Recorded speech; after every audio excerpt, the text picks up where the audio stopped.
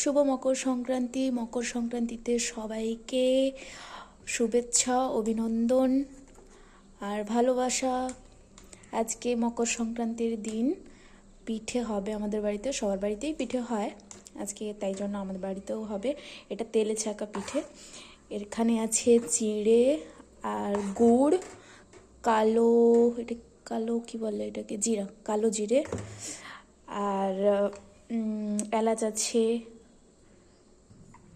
মৌরিটা দেওয়া আছে কিনা জানি না, তবে এই সমস্ত দিয়ে ভালো করে মাখিয়ে রেখেছিল মা।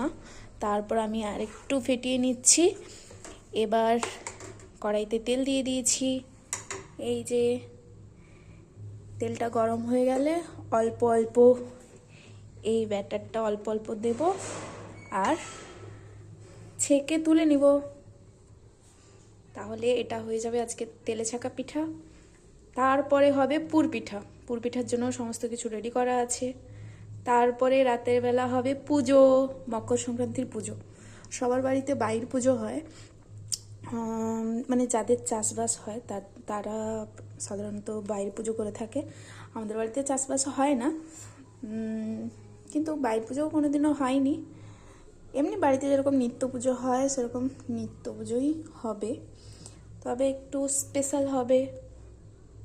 ও হ্যাঁ, এটাতে একটু অল্প করে নুনও দেওয়া আছে। চিড়েটা অনেকক্ষণ ভিজিয়ে রাখা হয়েছিল, তারপর সেটাকে ভালো করে ম্যাশ করে নেওয়া হয়েছে, দিতেই এরকম হয়ে গেছে।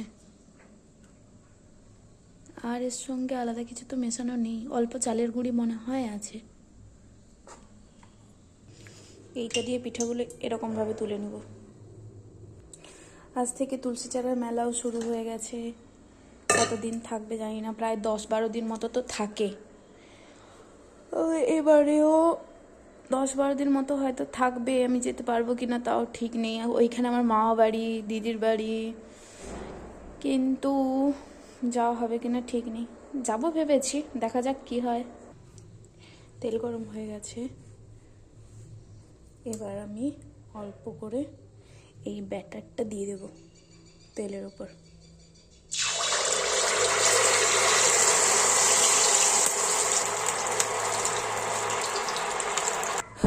এখন আমি এসেছি ঝাড় দিতে।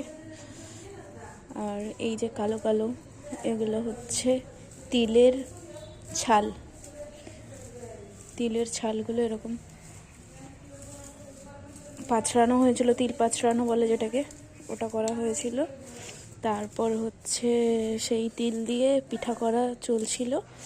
সেই পিঠার যে অবস্থা হয়েছে দেখলে মাথা খারাপ হয়ে যাবে, এই জন্য আমি সেখান থেকে চলে এসেছি।